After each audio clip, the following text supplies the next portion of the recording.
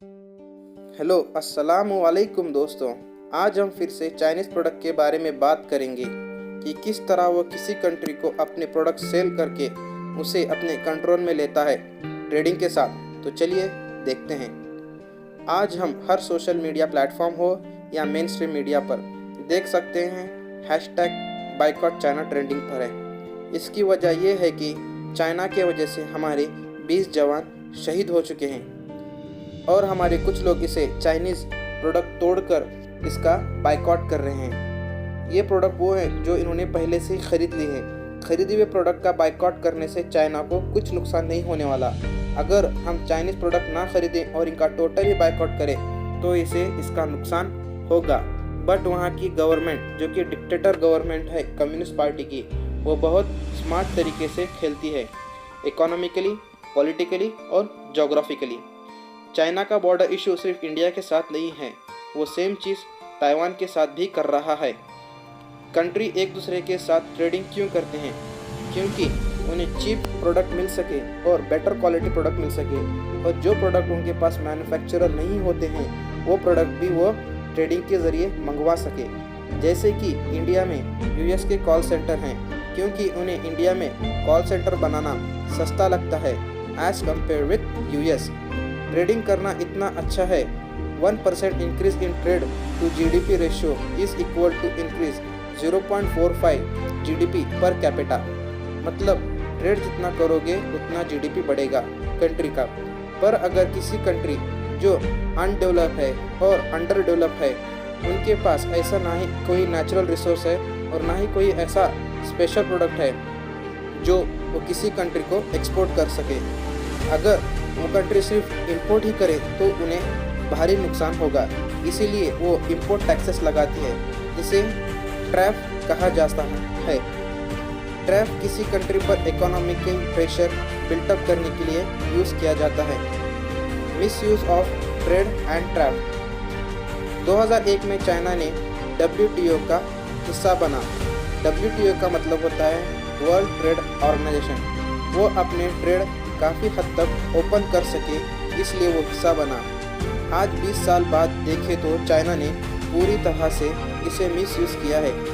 WTO का अगर रफली कहे तो वो हर जगह मेड इन चाइना प्रोडक्ट्स ही मिलेंगे।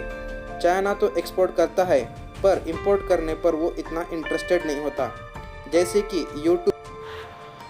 कि यूट्यूब है, उनका यूको है, और अमेज़ॉन की जगह उनका अलीबाबा है, गूगल की जगह उनका बाइडू है, और एफबी की जगह उनका वाइबू। इस तरह चाइना ने इनको अपनी कंट्री में घुसने ही नहीं दिया और उनके क्लोन्स बना लिए। ये क्लियर है कि वो किसी कंट्री को ट्रेड के ज़रिए फ़ायदा नहीं पहुंचाना चाहता। नेक्स्ट, इंटेलेक्चुअल प्रॉपर्टी थीफ यानी IP thief. IP thief China की ओर से हर जगह है। कहीं भी नई टेक्नोलॉजी आ जाए उसका क्लोन चाइना में तैयार ही मिलेगा। बल्कि चाइनीज़ गवर्नमेंट ऐसे क्लोन कंपनी को सपोर्ट करती है। अगर हम डेमोक्रेटिक कंट्रीज़ की बात करें तो ये इलीगल है।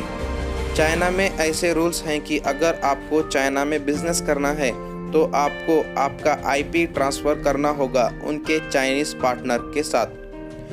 यूरोपियन यूनियन कमीशन ने WTO को 2018 में कंप्लेंट फाइल की कि चाइना के अगेंस्ट में कि वो किस तरह ट्रेडिंग का मिसयूज़ कर रहा है। एस्टिमेट किया गया है कि हर साल USA को चाइना की तरफ से 300 से 600 बिलियन डॉलर्स का लॉस होता है सिर्फ क्लोन की वजह से।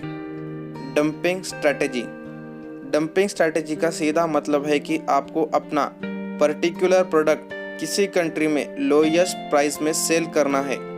एक एग्जांपल देते हैं, अगर इंडिया में टॉयज़ जो कि मेड इन चाइना हैं वो सस्ते मिलेंगे तो जो इंडियन मैन्युफैक्चरर हैं वो लॉस में चले जाएंगे।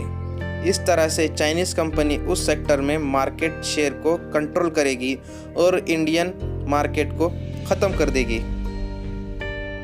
Calculator, tape, medicine, caustic soda, kitchenware और कई सारे प्रोडक्ट्स हैं जो आजकल चाइना में तैयार होकर इंडिया में डंप करने की कोशिश कर रहा है।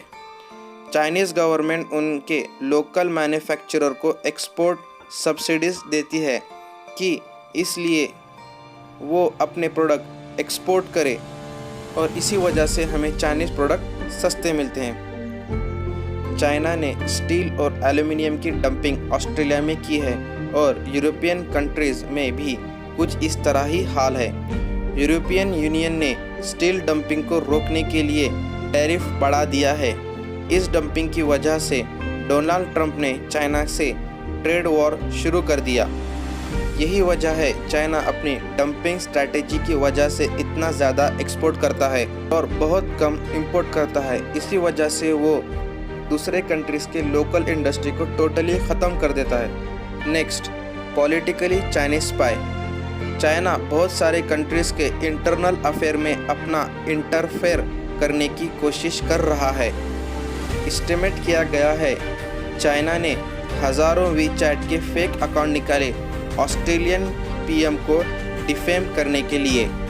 इतना ही नहीं, वो अपने स्टूडेंट्स पर भी स्पाई कर रहा है जो कि बाहर कंट्रीज़ में हैं।